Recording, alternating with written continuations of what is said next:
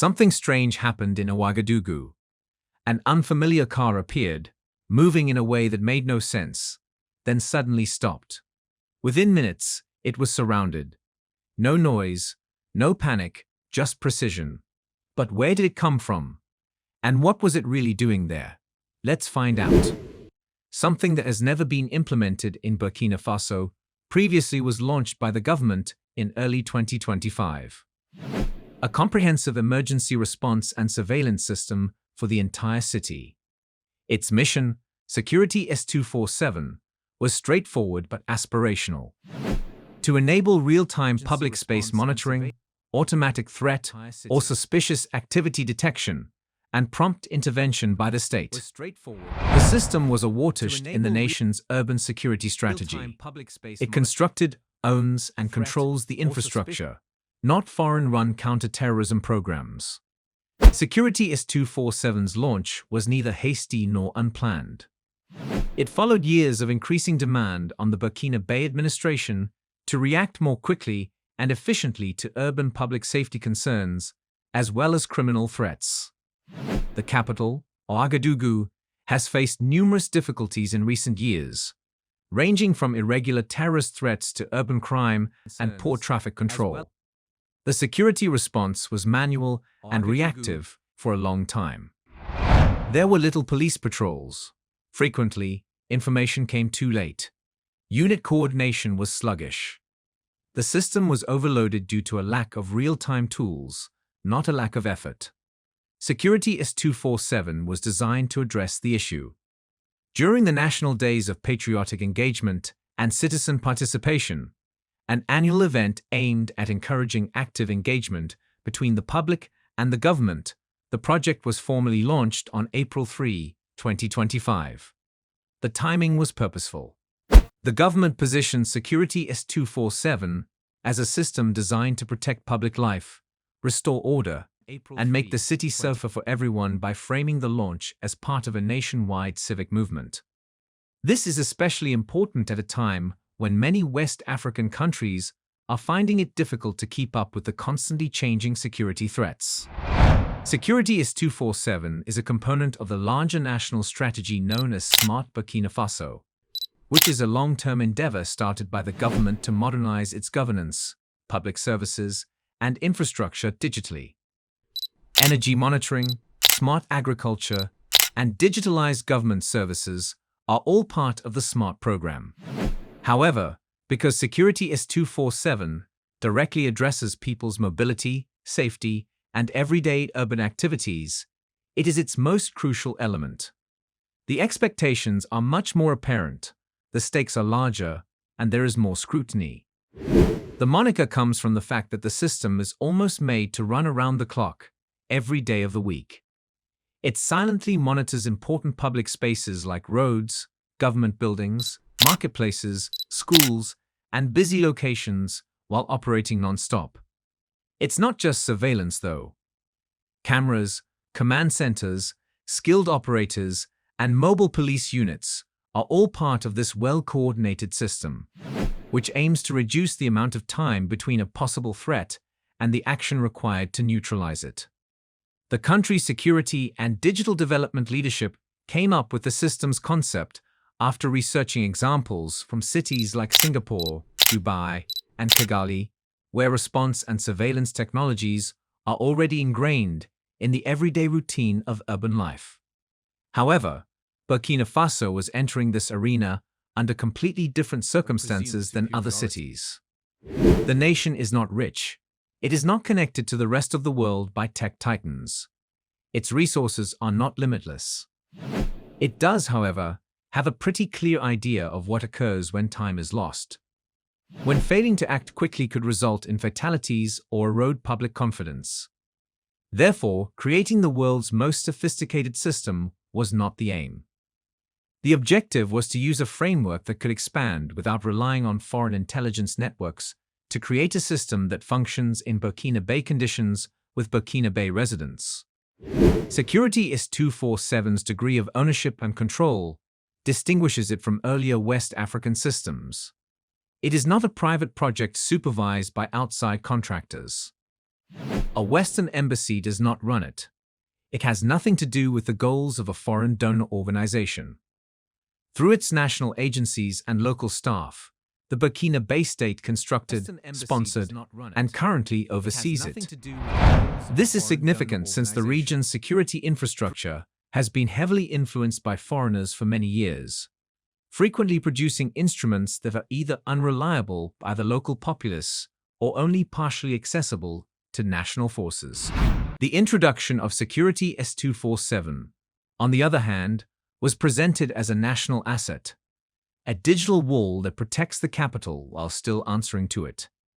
It's a part of a larger trend in the Sahel where nations are starting to regain control over how they respond to domestic challenges, both militarily and technologically. In this regard, Burkina Faso's autonomous decision to go digital is interpreted as a signal to its neighbors and residents alike. We are not waiting for external protection any longer. We are strengthening our ability to defend ourselves. Security S247 was already up and running in Ouagadougou at the time of launch. There was infrastructure. There were people in the control room. The network of cameras was operational. However, one more item was required for the system to demonstrate its viability: an actual test. Not on paper, not in a confined laboratory, but on the streets. In the guise of a simulation intended to monitor a suspicious car across the city in real time. That test would take place right after the launch. It would also provide an answer to the most important question of all: could Security S247 react quickly enough? Add your voice to the total liberation of Africa by leaving a comment in the comments section below. Do not forget to like and subscribe for more informative videos like this one. Let's proceed. On the same day that Security S247 was formally introduced in Ouagadougou, it was tested in a real operating simulation rather than through statistics or presentation. The authorities decided against conducting a covered pilot or waiting months. Thousands of oblivious citizens were going about their daily lives when they created a real-time security scenario in the capital. That was an audacious step, and the result would decide whether the system worked or was just another unfinished effort. Burkina Faso's fearless revolutionary commander, Captain Ibrahim Traore, has once again shown why he is the greatest nightmare of Africa's crook, cowardly leaders. This man is not a gamer. He does not submit to foreign rulers, and he most definitely does not undervalue the might of his people. Traore is here to create a Burkina Faso that is proud, independent, and resilient. One that feeds itself and exports its wealth to the globe rather than being a beggar. Without informing the public that it was a drill, to the command center, and to the mobile police response units. Strict internal coordination was maintained throughout the setup. The car, a black SUV without a license plate and tinted windows, was pre-selected. Although its route through the city was not strictly planned, the driver was allowed ample latitude to maneuver freely and produce genuine uncertainty. He had to make erratic turns that would impede traffic flow, stop in front of government buildings, and drive slowly close to important structures. Internal communication equipment was installed in the car so that test operators could keep an eye on what was going on inside without requiring visual confirmation from the road. There was no public notice. There were no indicators. This was not a funny protest for the cameras.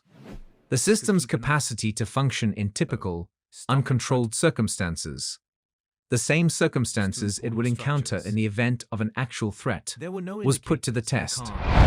The device immediately started following the car as soon as it entered the specified surveillance area. It was detected automatically by the security cameras positioned at key crossroads and major thoroughfares. The position, speed, direction, and proximity of the vehicle to important points were recorded by each camera along the route.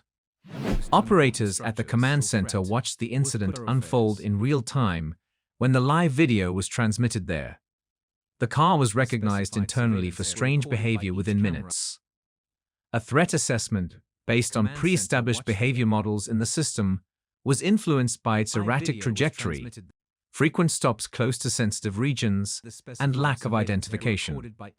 The human operators take over at this stage. They started creating a brief danger profile, vehicle type, projected number of occupants, travel pattern, and most likely next move using their internal communication software and live feed access. They then sent all the required information straight to their mobile devices and chose the closest response unit, a two-person police squad on motorcycles positioned around the area. A current image from the most recent video feed, a synopsis of the vehicle's past 3 positions, and a warning to intercept if safe were all given to the cops. There were no obstacles or sirens sounded. Quickly and gently handling the situation without drawing attention was the aim.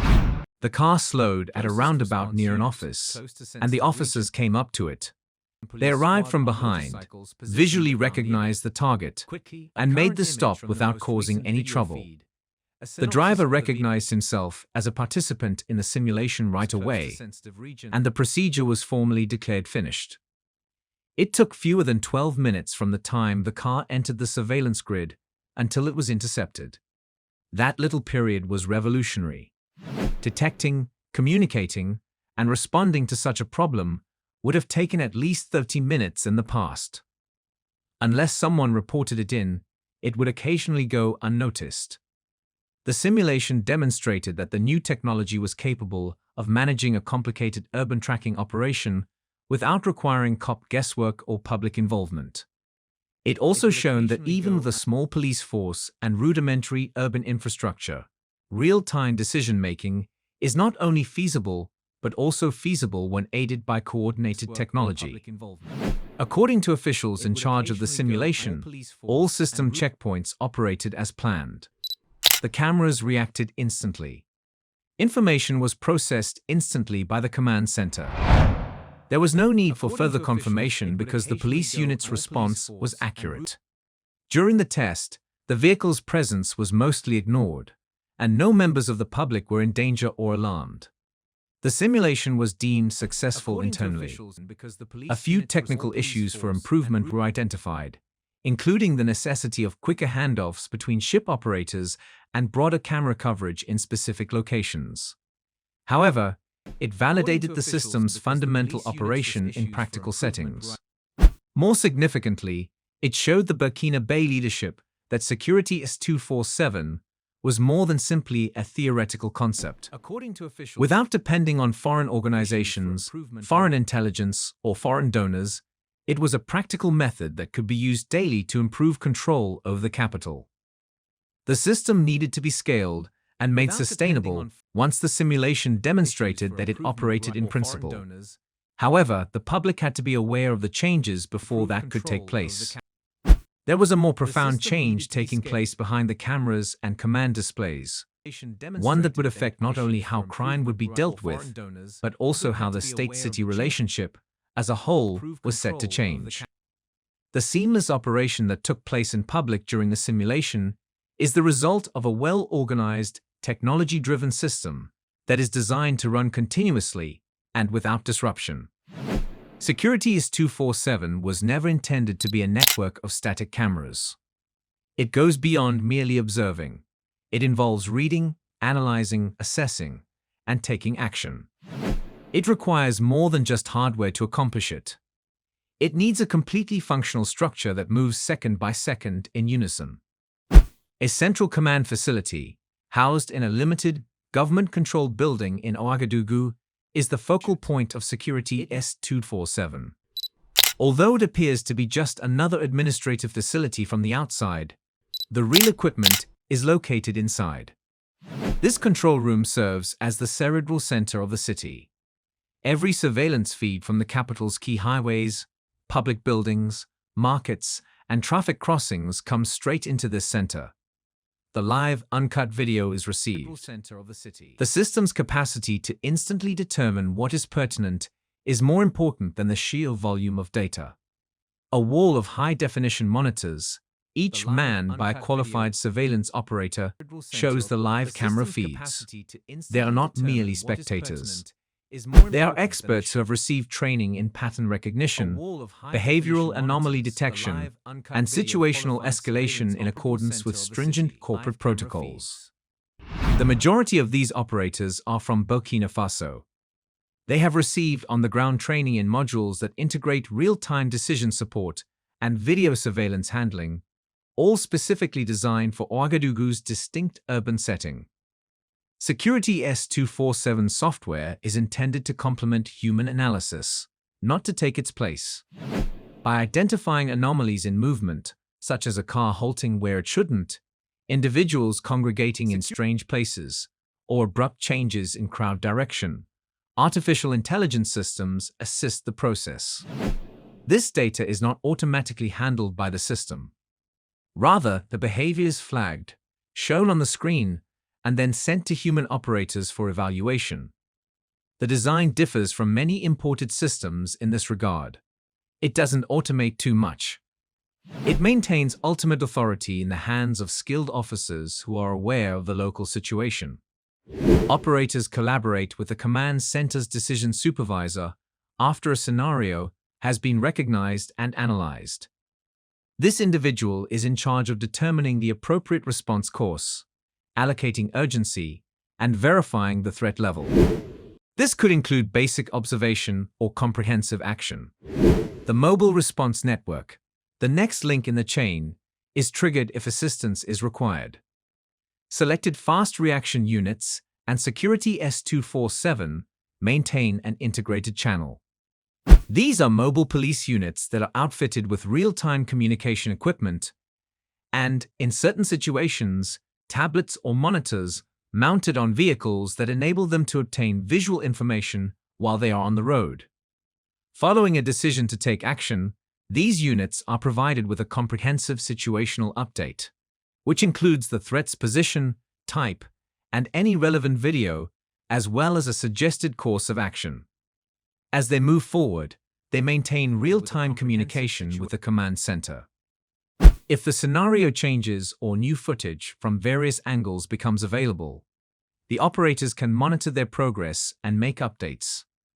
But transferring people isn't the only function of the system. It learns too. Once an incident has been closed, it is logged and archived for review and pattern analysis purposes in addition to administrative records. This implies that Security S247 starts to compile a library of previous situations over time. How threats evolved, how they were thwarted, and what worked and what didn't. By identifying recurring behaviors in particular neighborhoods or at particular times, this data can be utilized to improve response procedures, reposition cameras, and even predict attacks. The system's speed is what gives it power. From the street to the command center to the police, information travels in a matter of seconds.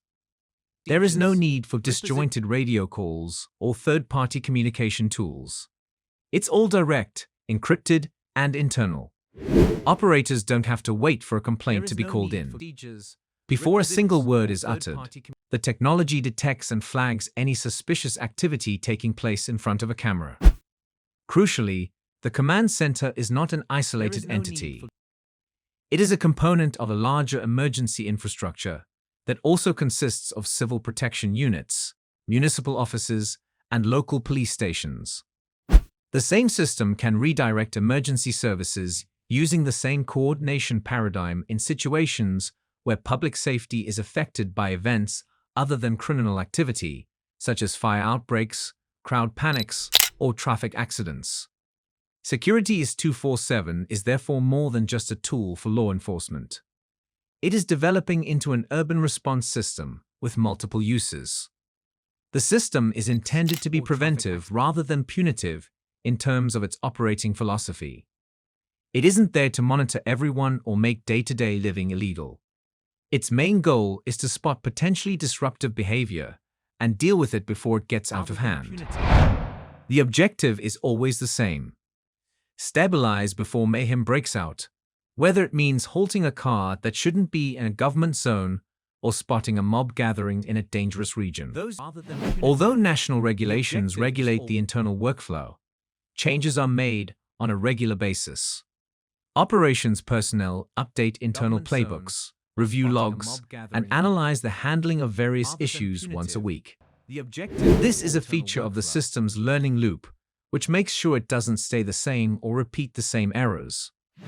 Importing Security S247 was not done. It wasn't enforced. It was constructed for Ouagadougou by Burkina Faso officials who truly understood the pulse of the city. Those who use it on a daily basis are not surprised that it functions. Do you believe Burkina Faso will be safer as a result of this step? Should residents continue to feel uneasy? Tell us in the space provided for comments. France stated that without the West, Africa would not be able to defend itself. So what does it think about S247?